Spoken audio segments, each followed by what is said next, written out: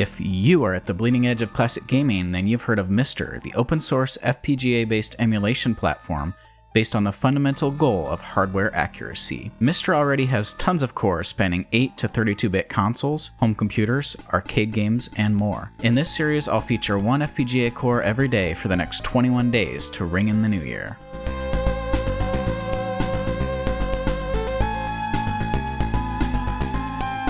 Today's featured core is the MSX FPGA core, based on an original core by KDL, which was considered the MSX3, or a theoretical MSX that boots all of them. It dates back to about 2006 with the One-Chip MSX project, which is a really interesting, almost analog-like product that was an FPGA-based MSX that played real cartridges, and it grew through the years and eventually was open-sourced, and that's what led to the MiSTer core. And the MiSTer core now has continued to evolve, and the support is so good that it supports all of the 8-bit MSX, so the MSX, MSX2, and the 2 Plus, as well as the MSX TurboR, which was in a 16-bit MSX that didn't have a whole lot of games. The MSX 2 Plus is interesting. It only came out in Japan.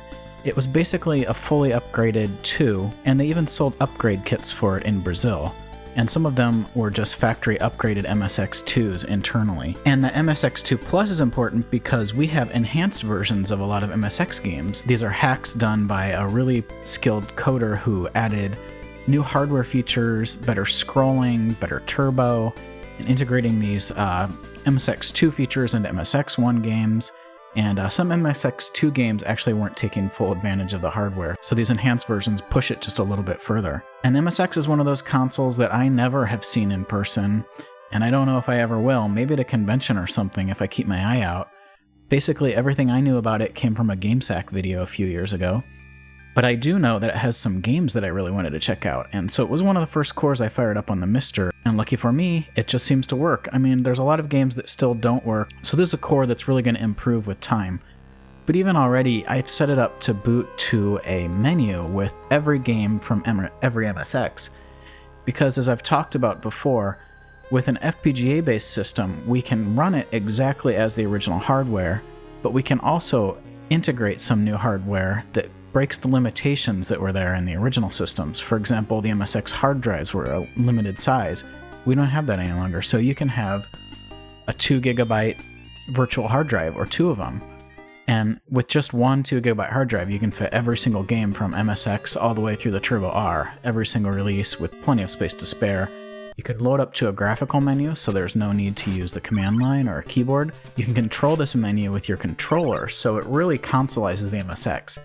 Aside from the loading times, which can be a bit long for the more graphical intensive games, this is a really nice system. This sofa run, you could set it up exactly the same way and run it on real MSX hardware, you just wouldn't have that gigantic hard drive is the only difference. Some of the games that I've been most impressed with include Vampire Killer, which is one of the original Castlevanias. And this one's really interesting, the sound is great, it's colorful, there's no scrolling, so it's kind of page-based and you move between the different pages. It's really good, and Castlevania fans will definitely want to check this out. For someone who's played all of the Castlevanias on the NES, this is another one to check out that'll really take you back.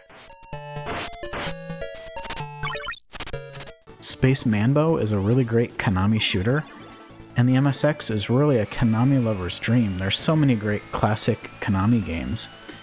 I'm showing off Space Mambow Enhanced here, and most of these games that I'm showing off are the enhanced version, just because whenever you have that opportunity to run the MSX2 hack or enhanced version of them, it's definitely the way to go. And this Space Mambow, it sounds great, it looks great, it's just a beautiful game, and it's very arcade-like. And speaking of shoot-em-ups, Gradius II is another Konami classic that's on the MSX2. And man, does it look good, and it plays really good too. This again is the enhanced version, and in the original games they are a lot choppier and they don't scroll as well. But that version is there if you want to experience the original game the exact way it was. Metal Gear fans already knew this was coming. The 1987 original Metal Gear, which was sanctioned by Hideo Kojima, is on the MSX2. And it differs from the NES version, which was made without Kojima's involvement.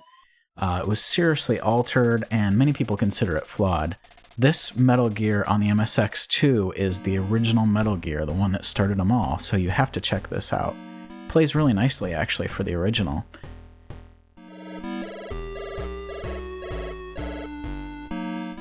And Metal Gear 2 also came out on the MSX2. I'm not sure if I'd say it's an improvement, but then I didn't play a lot of it either. But if you're looking for more Metal Gear, it's more of the same, and that's not always necessarily a bad thing.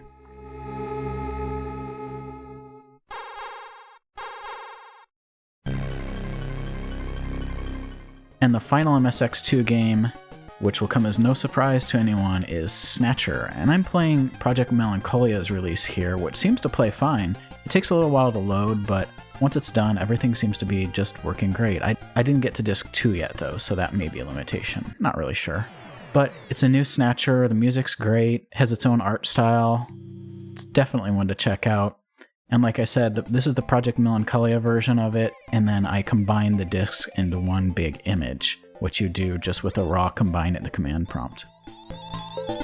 Speaking of MSX2+, here's F1 Spirit 3D Special, which is one of the limited number of MSX2 games that were released. This is just your typical 2D racing game, not much to say about it. But there you have it, the MSX. It's really incredible. This is going to be a console lover's dream. A huge library of games to check out, tons of Japanese games, lots of European and US releases as well. A huge library to sink your teeth into. And lots of games that you may have played on the NES and other 8-bit systems with alternative versions here to check out, which is a good excuse to play the game again. So stay tuned for tomorrow's Core, when I continue the New Year's countdown.